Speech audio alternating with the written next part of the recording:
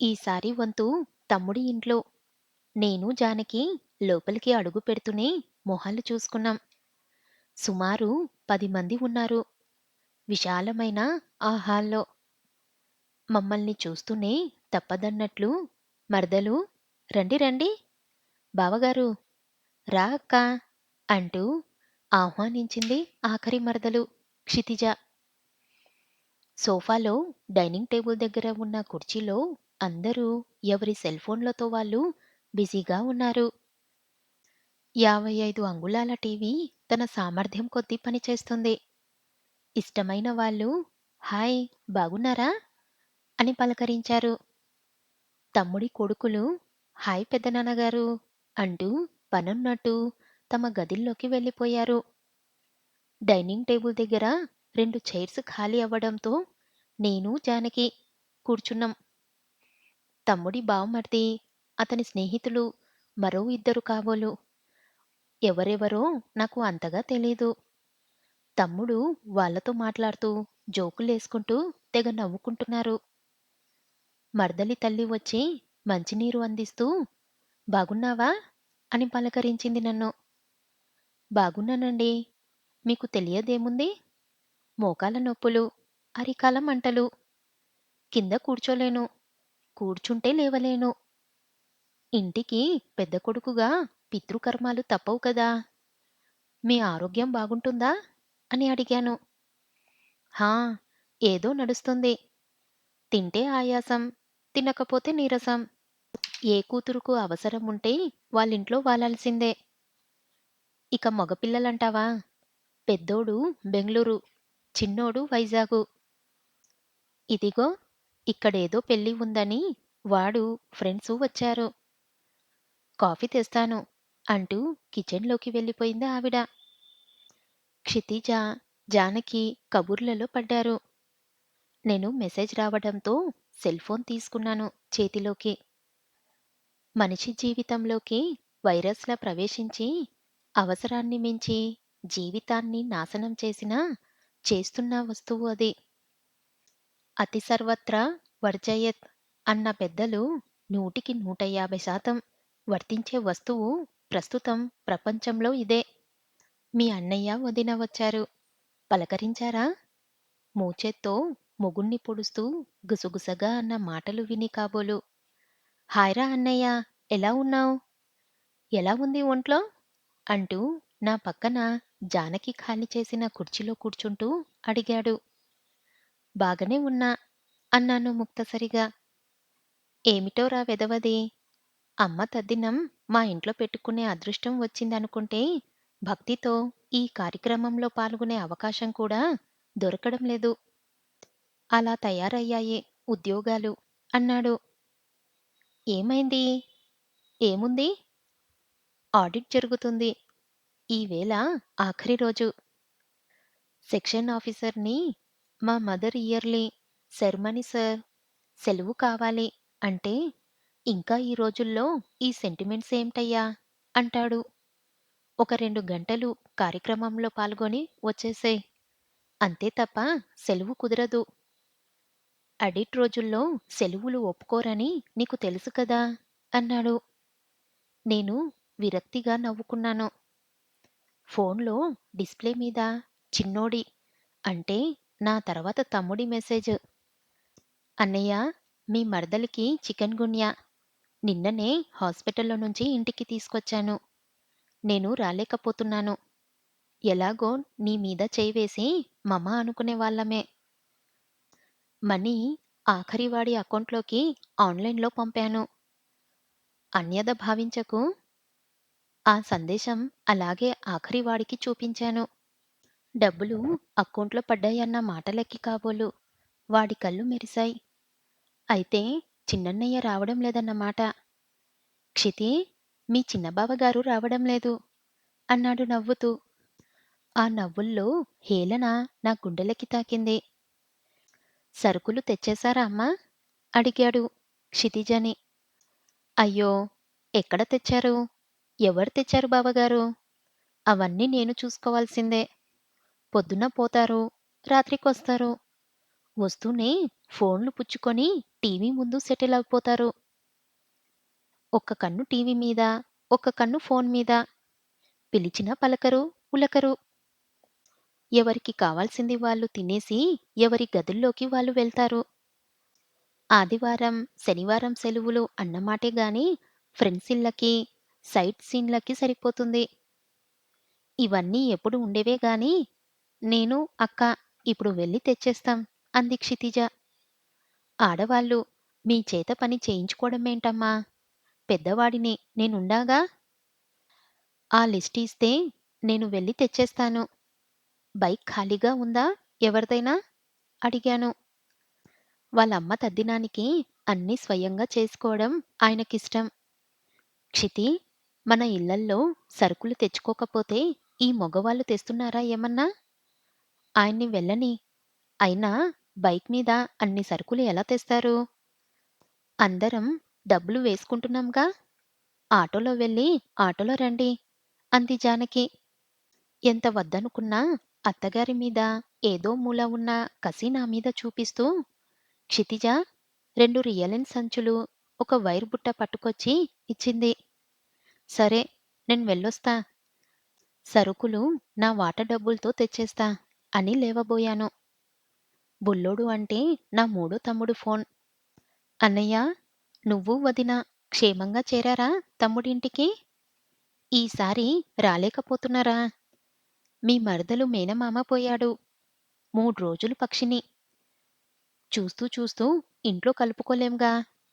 ఆఫీసర్‌ని బతిమాలితే 2 రోజులు work at home ఇచ్చాడు ఏడుస్తూ. మూడో రోజు సెలవు పెట్టేస్తాను. చెయ్యాల్సిందంతా నువ్వే. మేమెలాగో మమ్మగలమేగా. డబ్బులు ఆఖరోడి అకౌంట్‌లో నిన్ననే ఆన్‌లైన్‌లో పంపేశాను. అందర్నీ అడిగానని చెప్పు. ఉంటా. బాయ్ అని కట్ చేసేశాడు. జీవితంలో చెడు కాలమనేది రాకపోతే పరాయి వారెవరో, మనవారెవరో తెలుసుకోలేము. మన వారిలో పరాయి వారెవరో తెలుసుకోలేము అని ఎక్కడో చదివిన వాక్యం గుర్తుకు వచ్చింది. సంచులు పుచ్చుకొని వెళ్ళి కావలసిన సరుకులన్నీ ఒక్కటి కూడా మిస్ కాకుండా చెక్ చేసుకొని తెచ్చాను. బ్రహ్మగారు ఏ టైంకి వస్తామన్నారు? అడిగాను ఇంటికి వచ్చిన క్షితిజని. 10 అంటారు గాని 11:30కు వస్తే గొప్పే బావగారు. బ్రహ్మగారికి 3000. భోజనం చేసే బ్రాహ్ములకి పంచే కండువతో పాటు 1000 ఒక్కొక్కరికి. వంటావిడకు 2500. మిగతావి సరుకులు ఖర్చులు. సాయంత్రం మిగిలినవన్నీ పనిమనిషికి, వాచ్‌మ్యాన్‌కి పంచుకోవడం. ఏమిటో ఎవరు పెట్టారో, ఎందుకు పెట్టారో అర్థం కాదు. చాకిరీలు చేసి చేసి మరాలు అరిగిపోతున్నాయనుకోండి. ఏడాదికొక్క రోజే అయినా అందరికి శ్రమే అంది. సమాజం ముందుకు నడవాలంటే పెద్దలు అనుసరించిన సంప్రదాయాలు అనుసరించాలి. ధర్మాలు పాటించాలి. అవి ఒక తరం నుంచి మరొక తరానికి ప్రవహించే గంగ ప్రవాహమంత పవిత్రమైనవి. ధర్మో రక్షతి రక్షిత అన్న పెద్దల వాక్యంలో భగవద్ధారణ దాగి ఉంది. ధర్మాన్ని రక్షిస్తే ఆ ధర్మమే మనను రక్షిస్తుంది. అలా మన ధర్మం మనం ఆచరించడమే భగవద్ధారణ. ఈ విషయం తెలిసి కూడా అనుసరించని పరాన్నజీవుల వంటి చదువుకున్న మూర్ఖులతో ఎటుపోతుందో తెలియనంత ఘోర సభ్య సమాజంలో బతికేస్తున్నాం. ప్రబలుతున్న అధర్మనీతితో రక్షసత్వం ప్రబలి సంఘటితంగా ఉండవలసిన ప్రజలు ఒకరినొకరు చంపుకొని సమాజం పతన దిశగా ప్రమాద స్థాయికి చేరుకునే రోజు ఎంతో దూరం లేదు అనిపించింది నాకు. దానికి కారణం సమాజంలో చెప్పేవాడే తప్ప ఆచరించేవాడు లేకపోవడం. తాను చెప్పిందే వేదం, చేసేదే విధానం అనుకొని నియంతృత్వంతో ప్రవర్తించడమే తప్ప సవ్యంగా సమాజానికి పనికి వచ్చే దిశగా ఆలోచించలేకపోవడం. అలా ఎవరు చెప్పినా అసలు వినేవాడే లేకపోవడం. ఇదే ఈనాటి సమాజ దుస్థితికి కారణాలు. ఎవరి ఆలోచన వారిది. ఎవరు ప్రయాణించే తోవ వారిది అయినప్పుడు మరి నా దారి కూడా నాదే కదా! నా పెదవుల మీద జీవం లేని నవ్వు చూసింది కాబోలు. అడిగింది జానకి. ఏమిటి? వేదాంతం ఆలోచించుకుంటున్నారా? సరే, టిఫిన్ చేసేయండి. మళ్ళీ నిద్ర చాల్లేదంటారు. రేపు 3 గంటల శాస్త్రోత్తంగా చేయాల్సింది మీరే. అప్పుడు గాని మీ అమ్మగారి ఆత్మ సంతోషించదు అంటూ టిఫిన్ నా ముందు ఉంచింది. తిని హాల్లోనే దివాన్ కాట్ మీద నిద్రకు ఉపక్రమించాను నేను. నిద్ర పడితేగా అమ్మ పోయాక 13 రోజులు తప్పక ఉన్నారు. 13వ రాత్రి ఎవరి వాటా వస్తువులు, డబ్బు అన్నీ పూచిక పుల్ల వదలకుండా పట్టుకెళ్లారు. అమ్మ అస్థికలు కాశీలో కలపాలన్న ఒక్క నిర్ణయంతో శ్మశాన వాటికల్లోనే ఉంచడం జరిగింది. కానీ నెలలోపే గ్రహణం రావడంతో 3 రోజులు సెలవు పెట్టుకొనిరా అని తాను ఎంత పోరినా మాకు కుదరదు. మాకు సెలవు దొరకలేదని ముగ్గురు తమ్ముళ్ళు రాలేదు. చివరికి పెద్ద మామయ్య సలహాతో నేను, జానకి కాశీ ట్రిప్ వేసుకొని కాశీ, గయా, ప్రయాగ, బ్రహ్మకపాలంలో పిండ ప్రదానం అన్ని చోట్ల శాస్త్రోతంగా నిర్వహించి వచ్చాము. నాకు అర్థమైందేమిటంటే ఈ సమంతర బంధాల్లో ఎవరికెవరు తోడు రారని. నా తరువాత చిన్న తమ్ముడు పెళ్ళాం చాలా తెలివైంది. మొదటి సంవత్సరంలో 15 మాసికలు పెద్ద కొడుకుగా అమ్మ నా దగ్గర ఉండగానే హాస్పిటల్లో మరణించడం వల్ల మా ఇంట్లోనే చేస్తానని అందరికీ చెప్పాను. మొత్తం ఖర్చు 4 వాటాలు వెయ్యాల్సిందే. ఒక్కొక్క నెల వంతుల వారీగా ఒక్కొక్కరి ఇంట్లో చేయాల్సిందే. ప్రతి ఒక్కరూ మూడేసి వేలు వేసే పని ఎవరి ఇంట్లో వంతుగా ఆ కార్యక్రమం జరుగుతుందో అక్కడ శాస్త్ర ప్రకారం జరిపించాక తగులో మిగులో ఎవరు లెక్క చెప్పనవసరం లేదని తీర్మానించడంతో పెద్దవాడిగా మనసులో బాధపడినా అందుకు అంగీకరించాను. నాకు ఆ ఆలోచన మరో కోణంలో నచ్చింది. ఈ వంకతో తమ్ముళ్ళందర్నీ కనీసం ఒక్కసారి చూడవచ్చు అనుకున్నాను. అమ్మా నాన్నల తర్వాత వారి క్షేమ సమాచారాలు తెలుసుకోవడం నా ప్రాథమిక బాధ్యత అనిపించింది. ఆ కార్యక్రమం అమ్మ పోయి 4 ఏళ్లైనా కొనసాగుతుంది. ఈసారి ఆఖరి తమ్ముడి ఇంటికి ఆ విధంగా రావాల్సి వచ్చింది. కార్యక్రమమంతా సజావుగా జరిగింది. అవసరమైనప్పుడు పైకి లేస్తూ, లేవలేనప్పుడు మోకాళ్ళ మీద ఆడుకుంటూ, నొప్పులు భరిస్తూ, జన్మనిచ్చిన అమ్మ పట్ల పరిపూర్ణ భక్తి ప్రపత్తులతో కార్యక్రమం పూర్తి చేశాను. దాదాపు బ్రాహ్మణ భోజనాంతరం చేస్తున్న పిండ ప్రదాన సమయంలో తమ్ముడు హడావుడిగా వచ్చి తన వంతు కార్యక్రమం నిర్వహించాడు. భోజనాలు పూర్తయ్యేసరికి 4 గంటలయ్యింది. అప్పటికి విపరీతమైన నీరసం వచ్చేసింది.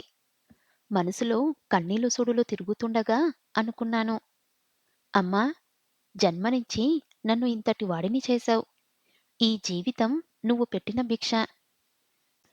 ఎన్నో కష్టాలు కోర్చి మమ్మల్ని అందర్నీ పెంచి నాన్నగారి సహకారంతో ప్రయోజకుల్ని చేశావు. తల్లా పెళ్ళామా అని చాలామంది ప్రశ్నించుకుంటూ ఉంటారు. ఈ జన్మ ప్రసాదించిన తల్లే ముందు అంటాను నేను. భార్య మనతో జీవితాన్ని పంచుకుంటుంది. సహజంగా తల్లిదండ్రులే ముందుగా పిల్లల కంటే పైలోకాలకు వెళ్ళిపోతారు. ఆ స్థాయిని నేను చేరుకున్నానని అనిపిస్తుంది. ఇక మీదట ఇంత శాస్త్రోతంగా నీ పూజ చెయ్యలేకపోతే పెద్ద మనసుతో నన్ను క్షమించి దీవించమని వేడుకుంటున్నానమ్మా. మళ్ళీ అబ్దికానికి బ్రతికి ఉంటానో లేదో, అలాంటి సమాంతర బంధాల మధ్య బతుకుతున్న నీ బిడ్డలైనా మమ్మల్ని చల్లగా కాపాడు. మరో 2 గంటల్లో మేమెక్కిన రైలు ఊరి వైపు బయలుదేరింది.